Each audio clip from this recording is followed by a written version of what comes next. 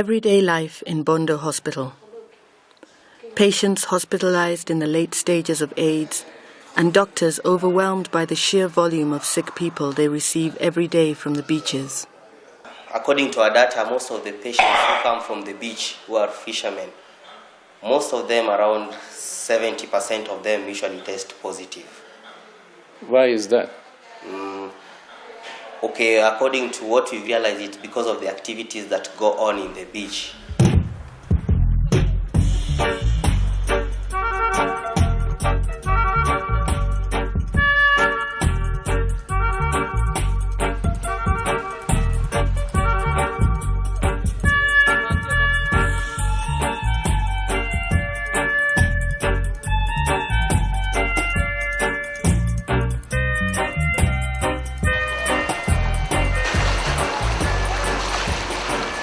Every home is affected. You will hardly find any home that had never been affected by HIV virus. You will find that there are some homes that are left without the parents, children are left alone. You will find that there are some homes that the children are only left with the grandees, no parents.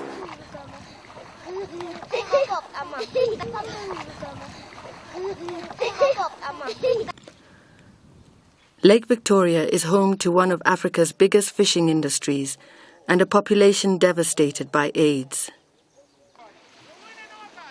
Here the men man the boats, but the business is run by women. Competition between these women is fierce. Everything rests on the catch and whoever manages to get their hands on it.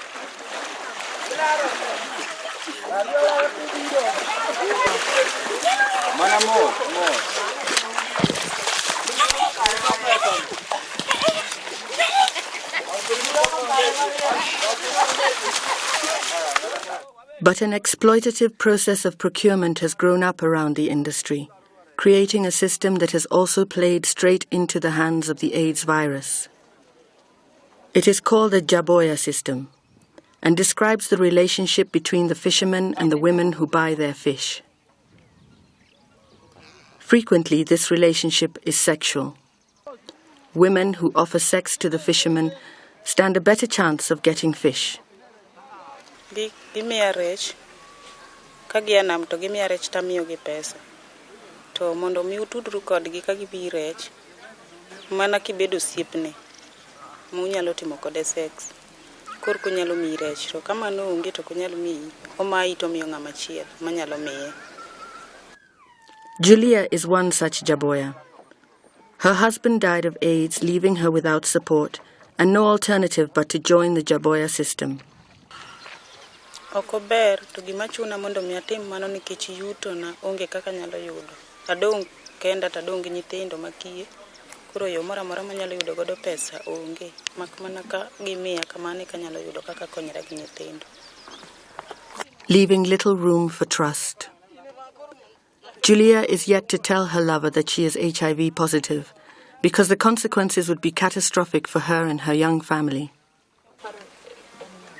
Okanyise, to luoro makani kanyise to bro weya kurunge ka bro konyra.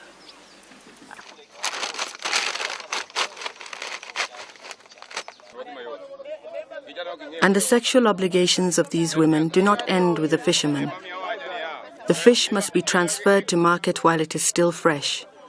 And competition for space on the roof of the bus can be just as intense as getting hold of the fish in the first place. This woman is one of the fish vendors.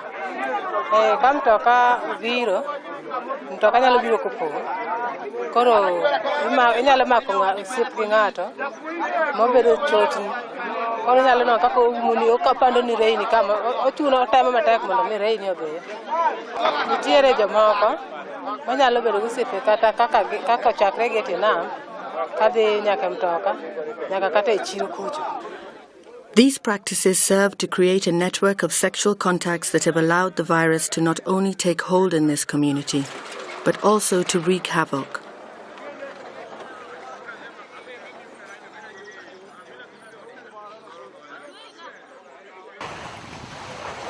Ndeda Island is one of the worst-hit communities in the area. From a 1997 population of 6,000, just 2,400 remain. Ignorance, by contrast, remains commonplace. Each morning, this woman comes down to the beach to help with the morning catch. And once the fish have been sold, she's on the lookout for a different catch. Awanda wuk mana yotanda naka. Kendo mana kuma antie banda kacha. Sicha makukucho rach. Tokoni bana. Nitie joma ohero kondom. To nitie joma wacho ni pien gi pien. Koro jomoko ohero to jomoko ok ohero. Anbe koka dwaro pesa. Ng'ama onyisa ni ok odwar kondom.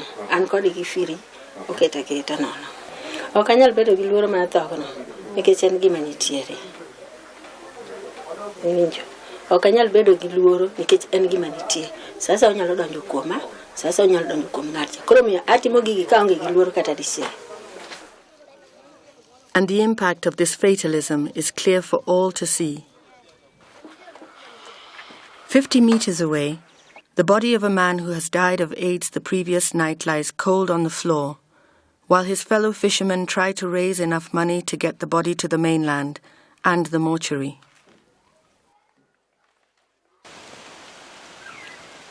All around the lake stand the ruined houses of AIDS victims, victims as much of culture as disease.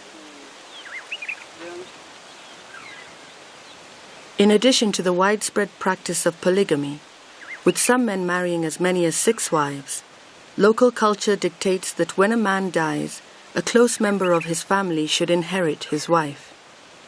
This is the grave for my co-wife, who died in the year 2002. And this is the grave for my husband. He was positive. Yeah, he had AIDS. And later on, my co-wife also died. And the same disease. Margaret's husband died in 1997, leaving her alone with 6 children. But she thanks her Christian faith for giving her the courage to resist the social pressure to be inherited by her husband's brother. And because me, myself, I'm saved, I decided not to be inherited. And you know, when you are not inherited, and like my community, they cannot like me because they think I'm going against their customary. But you can stand by yourself and say, you are a Christian, you cannot accept to be inherited. And that is what happened to myself. But my co-wife accepted to be inherited, and maybe that is why she's no longer with us. Margaret now looks after not only her own children, but those of her co-wife as well. It is a fate shared by many of her neighbors, who often call on Margaret for support. Her husband is the one who inherited my co-wife. And later on, he also died. So she's also a widow now. Margaret is herself HIV positive, and it is thanks to her enlightened attitude as well as the antiretroviral drugs that she takes that she is still alive.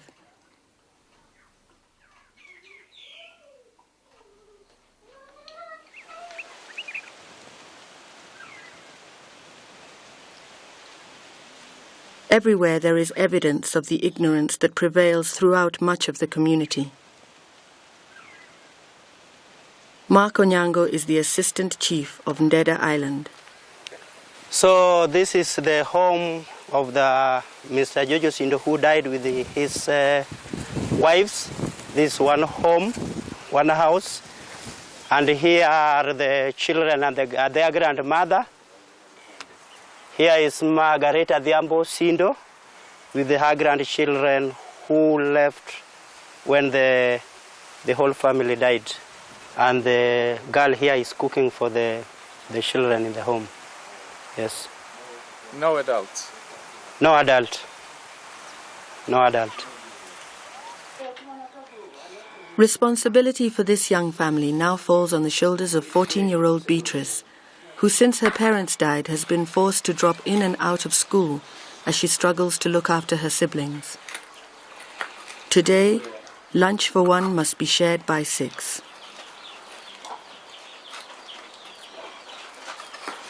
nutu atuoya bas koro kogik kar thone to nyiso mam magere ni en odhi to AIDS ema en godo. Seche moko wanindo kech, seche moko kadhi kadina mabira tholo kadhi uso eka wachiem ka onge to wanindo kech. Wanyalo kata nindo kech kanyoka mwamadho kwamoge od ng'ato. Beatrice tries to meet their needs with the little money she earns for smoking fish, but this puts her in daily contact with fishermen and leaves her vulnerable to the Jaboya system.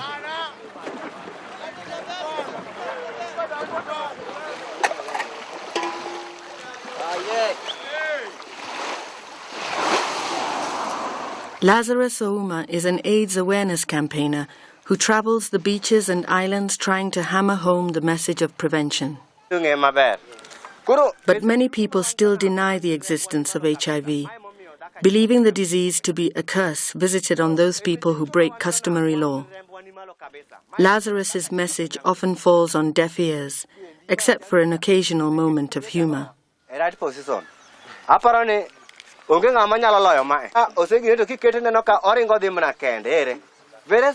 You cannot get a poor man struggling for a transport, going to Bondo to and fro, simply for the test. Now, she or he will just stay here, not knowing the health status, simply because we are far away from the hospital. So they still go on doing their sexual immoralities without any preventive measures because they think they are okay. So the spread still goes on because they are not aware. Indeed, the only time that most HIV-infected people make it from the beach to the nearby town of Bondo comes when they arrive at the mortuary.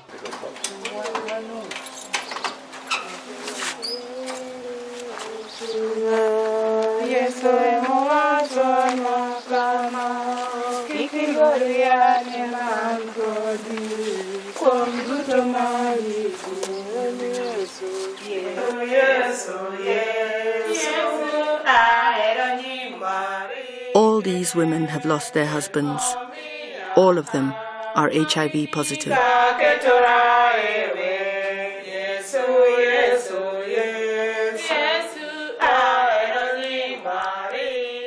Perhaps the only winners of this tragedy are the mortuary owners. This man is a nurse by trade, but is working after hours at the family mortuary because of the sheer number of bodies they are receiving. Okay, apparently we have 11 bodies, and most of the bodies that we are seeing here, they are people who have died of HIV/AIDS. And day in, day out, people come here crying of this killer disease. It's terrible. It's creating havoc in this community. Most of our people, even the homes around, they are dying of this disease. If we don't get help or we find a proper way to curb this disaster, then I think the community is going to get distinct, to say the least.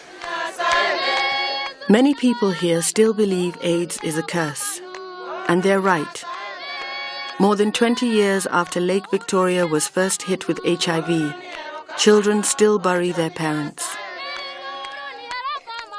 And these funerals look set to continue until the fishing community of Lake Victoria comes to realize that AIDS is a disease that can be prevented.